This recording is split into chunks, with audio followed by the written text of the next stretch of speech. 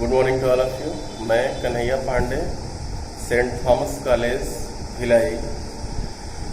जैसा कि आप लोग जानते हैं कि बीएड पाठ्यक्रम में एक कंटेंट होता है आपका area of the study and the objectives of the learning them, मतलब ज्ञान का क्षेत्र तथा अधिगम के उद्देश्य। इसमें दो चीजें हैं, एक ज्ञान है और एक अधिगम है। ज्ञान जो होता है उसमें होता है आपका टू नो, जानना, और लर्न जो अधिगम होता है उसको हम सीखना बोलते हैं। इन्हीं दो बातों पर ये हमारा टॉपिक है आज का। और तीसरा जो मूल बिंदु इसमें है वो है स्कोप। स्कोप को हम क्षेत्र बोलते हैं या क्रिया की सीमा, वर्किंग रेंज और वर्किंग बाउंड्रीज, मतलब जिस बाउंड्री के अंतर्गत आपको रह के सारे कामों को करना होता है उसी को हम उस कार्य का सीमा बोलते हैं।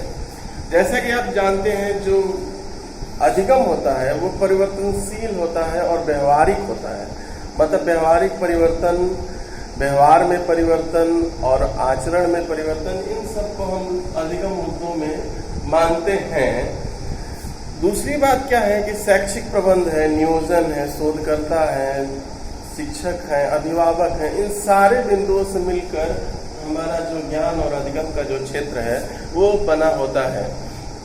जैसे मान लीजिए जो राष्ट्रीय शिक्षा नीति है 1986 है या अभी जो 2019 में आ रही है, जो भी राष्ट्रीय शिक्षा नीति जो बनाई जाती है, जो भी एजुकेशन पॉलिसी होता है, उस एजुकेशन पॉलिसी में एक बात होता है कि जो पाठ्यक्रम आपका चल रहा है, जो कंटेंट चल रहा है, जो लर्निंग थ्योरीज हैं, जो सीखने और सिखाने के कौशल हैं, जो भी चीज़ें हैं, उन चीज़ों में हम थोड़ा बहुत परिवर्तन लाते हैं, थोड़ा बहुत मतलब चेंज करते हैं, कुछ आगे बढ़ते हैं और कुछ ज़रूरतों के हिसाब से हम चलते हैं।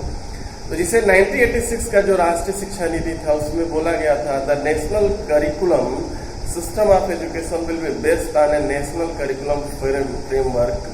जैसे एनसीएफ था 2005 में आया था, national curriculum framework, which contains a common core along with other components that are flexible.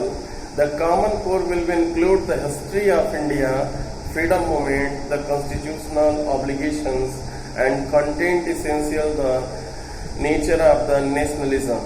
जो भी चीजें हैं, मतलब कि जो शिक्षा की राष्ट्रीय प्रणाली हो एक ऐसे राष्ट्रीय ढांचे पर निर्मित होना चाहिए जिसमें कि दिन प्रतिदिन सुधार का काम होता चाहिए।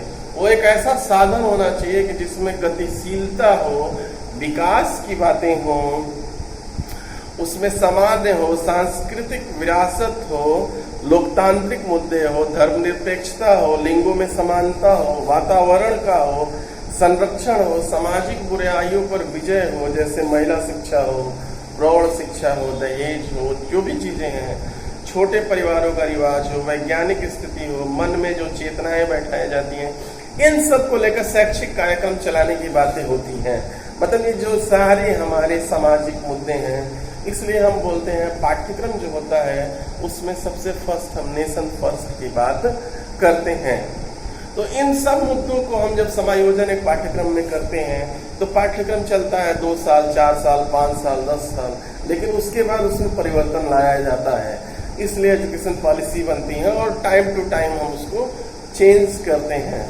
जैसे आप लोग देखे होंगे कि पहले जो 10वीं के बोर्ड होते थे वो 2 वर्षीय प्रणाली थी, फिर 9वीं अलग हुआ, 10वीं अलग हुआ, 11वीं अलग हुआ, 12वीं अलग हुआ। पहले बहुत सिलेबस वास्ट होता था। तो ऐसे दिन पर दिन जो चेंजेस हम लाते हैं इस हिसाब से लाते हैं। इसमें 2 मुद्दे हैं आपके, पहला है ज्ञान का जो क्षेत्र है और दूसरा जो है अधिगम के उद्देश्य है। 2 मुद्दे हैं। तो फर्स्ट है आपका ज्ञान का जो क्षेत्र है। ज्ञान का क्षेत्र मतलब पूरा करिकुलम पे डिपेंड है, पाठ्यक्रम में ही पूरे ज्ञान का मतलब समायोजन होता है।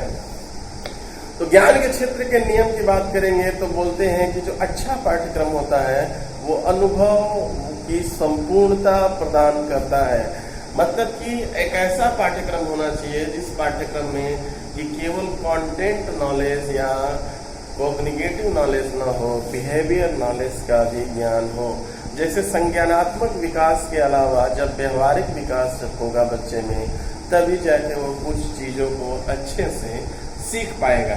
मतलब जो चीज़ें हम पढ़ा रहे हैं अगर वो बच्चा अपने दैनिक जीवन में अपना नहीं पा रहा है, उन चीज़ों पे क्रिया प्रतिक्रिया नहीं हो पा रही है, तो कहीं ना कहीं हमारा जो पाठ्यक्रम है वो असरदार नहीं है। उसके बाद कहते हैं कि अच्छा पाठ्यक्रम जो होता है वो विभिन्नता का तत्व होता है, मतलब बहुत सी चीज़ों का उसमें समायोजन करते हैं। जैसे उसमें बोलते हैं ना अनेकता में एकता, उस हिसाब से सामाजिक, राष्ट्रीय, धर्मनिरपेक्ष, ये जो भी मुद्दे हैं सारे मुद्दों का समायोजन होता है। उसमें संतुलित व्यक्तित्व होता है, बच्चे के विकास की बात होती है। बच्चा जैसे किसी छोटी छोटी बातों पर उग्र नहीं होता है, उसको समायोजन की क्षमता होती है।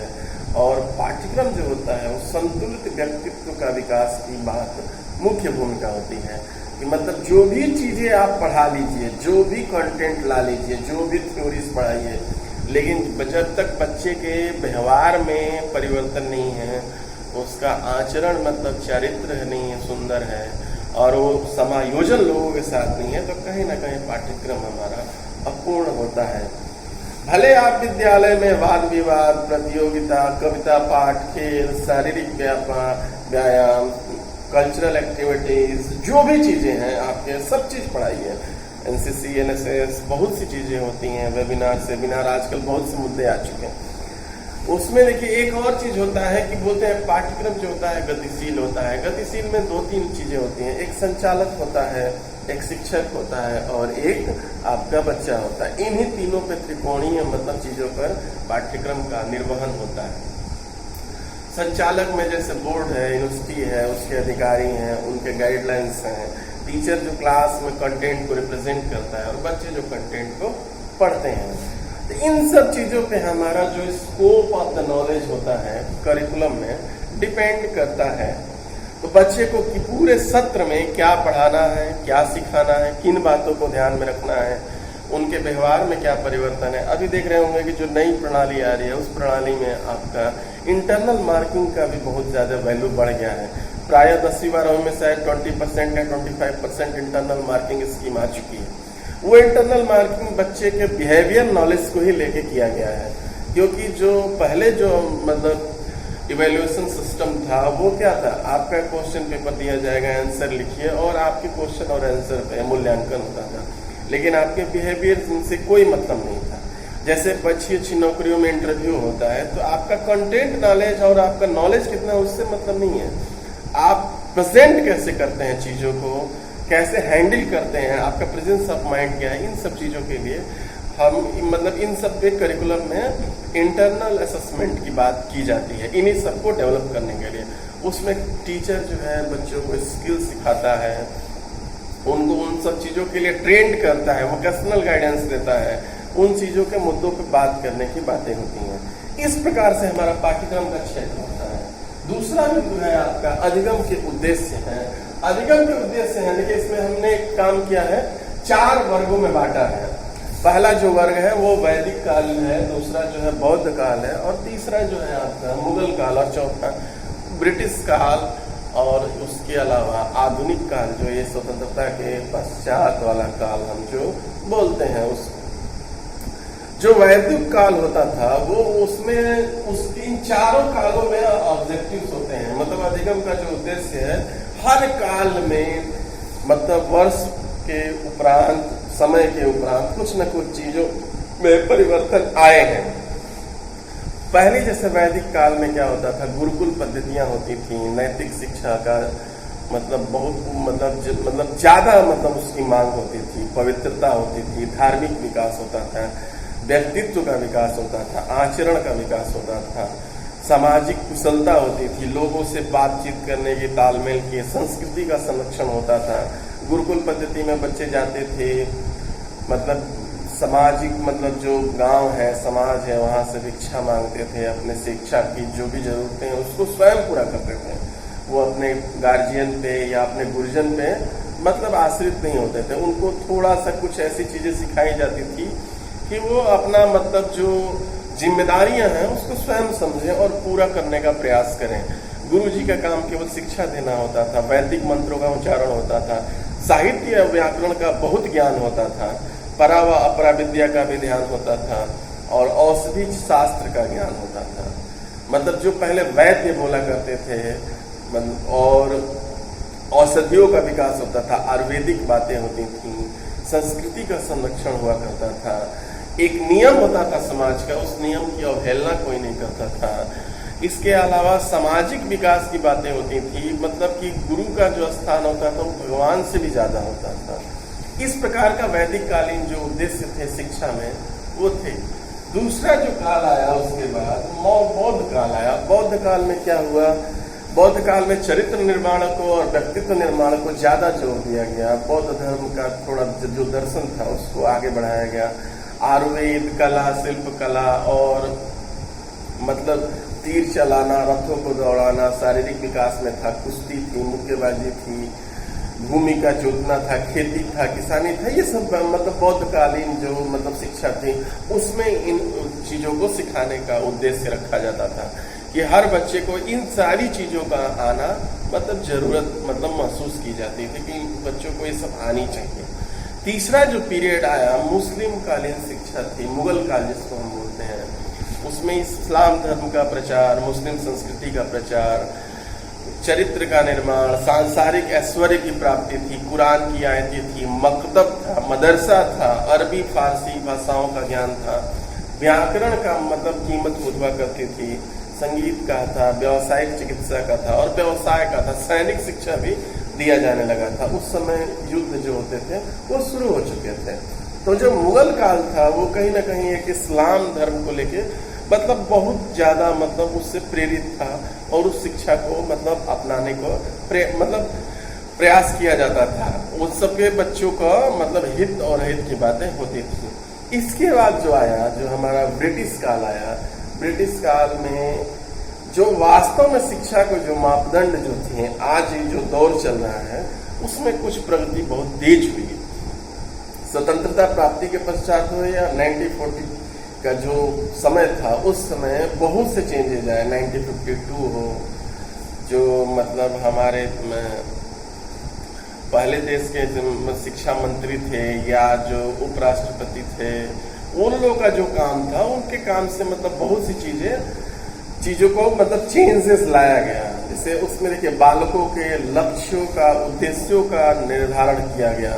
मतलब बच्चे को क्या चाहिए, बच्चे को क्या किन किन बातों पर ध्यान दिया जाए, इन बातों पर सोचा गया। बाकी जो पुराने 3 काल थे वो एक मतलब परंपरा के हिसाब से शिक्षा दी जाती थी, लेकिन इसमें बच्चे को भी मतलब कि टीचर सेंटर ना होकर स्टूडेंट सेंटर एजुकेशन की शुरुआत हुई। उसके बाद नई प्रवृत्तियों का साहचर्य हुआ, नए नए गुण हुए, नए नए विचार हुए, नई नई आदतों का विकास हुआ, अधिगम हेतु व्यवस्था हुई, बालकों के संज्ञानात्मक ज्ञान का पोषण हुआ। मतलब कॉग्निटिव नॉलेज जो कंटेंट एनालिसिस होता है, जो कंटेंट बच्चे पढ़ते हैं, उन चीजों पे ज्यादा ध्यान दिया गया, क्योंकि अधिगम जो होता है वो एक लाइफ लॉन्ग प्रोसेस होता है और बच्चों में संज्ञानात्मक ज्ञान जो उनकी जरूरतें थी और जो समाज की जरूरतें थी उन बातों पर ध्यान दिया गया। उसके बाद समस्त कार्यक्रमों में बालकों का योगदान हुआ, उनके कार्यों का मूल्यांकन हुआ, उनकी बातों का हुआ, उनके व्यक्तित्व विकास की बात हुई, उनके अनुरूप शिक्षा जो है, बच्चों के अनुरूप शिक्षा प्रणाली का बातें शुरू हो चुकी थी इस काल में। इस प्रकार से बालकों के क्या हुए, बालक जो है मतलब मूल के सेंटर पॉइंट पे आ गए इसमें। इस प्रकार से जो चारों काल है, वैदिक काल, बौद्ध काल, मुगल काल और ब्रिटिश काल में अधिगम के उद्देश्यों में समय दर समय, वर्ष दर वर्ष मतलब कुछ ना कुछ चेंजेस और मतलब जरूरत के हिसाब से बातें होने लगी थी। उनके उद्देश्य जो है वो थोड़े थोड़े रूप में बदलते गए, लेकिन उस समय भी राष्ट्रभक्ति थी, इस समय भी राष्ट्रभक्ति थी, उस समय भी गुरु सर्वोत्तम था, इस समय भी गुरु था, उस समय भी कंटेंट पढ़ाया जाता था, इस समय भी कंटेंट पढ़ाया जाता है। कुछ जो मूल बातें हैं, वो जो मूल उद्देश्य हैं, वो यथास्थिति ही बनी रही। बस उस समय क्या थे कि गुरुकुल प्रणाली थी। आज जो है टीचर स्टूडेंट रिलेशन है, मतलब गुरुकुल प्रणाली में गुरु जो बोल देते थे वो सत्य होता था। आज क्या है, बच्चा लॉजिक होके कुछ क्वेश्चन पूछता है, उनका इंटरेक्शन होता है, क्लास में इंटरेक्शन होता है, डिबेट होता है, ब्रेन स्टॉर्मिंग होता है, टीचर बच्चों से क्वेश्चन और प्रश्न उत्तरों का मतलब उनसे निकलवाने का प्रयास करता है, उनसे मतलब चाहता है कि बच्चे कुछ बोले। इन सब के आधार पर जो आपका एरिया ऑफ द स्टडी और ऑब्जेक्टिव्स ऑफ द लर्निंग जो है, इन दोनों बातों में एक जो लास्ट पॉइंट आता है वो आता है पाठ्यक्रम की उपयोगिता या वहनता, utility of curriculum. Utility of curriculum जो है मतलब जो पाठ्यक्रम है उसमें देखिए शिक्षक है, छात्र है, उसके बाद समाज है, अधिगम है, ज्ञान है, उसके बाद मूल्यांकन है, बहुत सी चीजों से होकर पाठ्यक्रम को मतलब गुजरना पड़ता है। तो उसमें सबसे बड़ी बात क्या है कि जो फर्स्ट पॉइंट होता है जो करिकुलम का, नेशन फर्स्ट जो बात करते हैं, सभ्यता एवं संस्कृति जो छात्रों में हस्तांतरण होता है, मतलब एक पीढ़ी में जो चीजें हैं वो अगली पीढ़ी तक कैसे जाएंगी, उसका मूल काम जो होता है वो पाठ्यक्रम करता है, जो आपके फोर फादर से मिला है और आपके बच्चों तक जाएगा।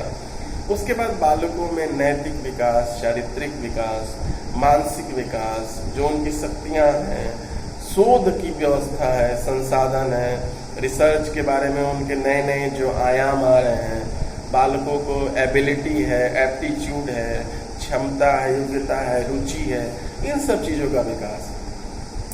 उसके बाद जो उनके सामाजिक विकास हैं, नैतिक विकास हैं, समाज में आस्थायित्व है, लीडरशिप बिहेवियर है, इन सब चीज़ों पे मतलब बालक में क्या क्या जो भावी जीवन आएगा उनका, उस समाज में खड़े होने के लिए किन किन मुद्दों की जरूरत पड़ेगी, किन किन बातों पे वो समाज में सरवाइव करते हैं, या जो भी चीज़ें हैं उन पे सृजनात्मक शक्तियों का जो विकास है, वो सब बातों पे उस पे हम पाठ्यक्रम में ध्यान देते हैं। मतलब मूल रूप ये है कि जो संस्कृति के विकास के साथ साथ बच्चे में सामाजिक और नैतिक विकास के साथ और एक अच्छा सामाजिक व्यक्ति बनाना, समाज को एक अच्छा मतलब गाइडलाइन से एक दार्शनिक बना के भेजना, यही हमारा पाठ्यक्रम का काम होता है कि जो सारी बातों पे डिपेंड हो, एक अच्छा सिटीजन बनाए, एक अच्छा छात्र, एक मतलब ऐसा ना हो कि केवल हम पैसा कमाना या बहुत आगे बढ़ना, इन सब चीज़ों पे बात हो। अभी जैसे देखिए जो न्यू एजुकेशन पॉलिसी 2019 आई है, उसमें एक कोर्स आया है, बिलीव टाइप की बात की गई है, बैचलर इन लिबरलिज्म, उदारवाद। जो आज का जो दौर है उस दौर में बहुत सी चीज़ें बदल चुकी हैं, बहुत से मूल्य बदल चुके हैं, बहुत सी शिक्षा बदल चुकी है। आज हम मतलब धन के पीछे भाग रहे हैं, बहुत सी चीज़ों के भाग्य, ऐश्वर्य है, मतलब अपने प्रभाव के लिए। तो इन सब चीज़ों से थोड़ा ऊपर उठ के एक अच्छा नागरिक बनाने की बात जो होती है वो पाठ्यक्रम करता है। तो ये सब चीज़ों को अगर पूर्ण रूपेण मिलता है, मतलब उनका जो सभ्यता को बचाए रखे, संस्कृति को मतलब आगे बढ़ाए, नैतिक मूल्यों को आगे बढ़ाए, मानसिक विकास हो, मतलब किसी के साथ उसका समायोजन हो, कहीं भी आसानी से बातचीत कर सके, किसी भी समाज में मतलब वो शामिल हो सके, और मतलब कि किसी भी बात पे ओछी टिप्पणी न करे। तो इन सब चीज़ों का जो विकास होता है वो पाठ्यक्रम में हम विकास कर मतलब डालने का प्रयास करते हैं। इस प्रकार से ये हमारा टॉपिक पूर्ण हुआ। Thank you.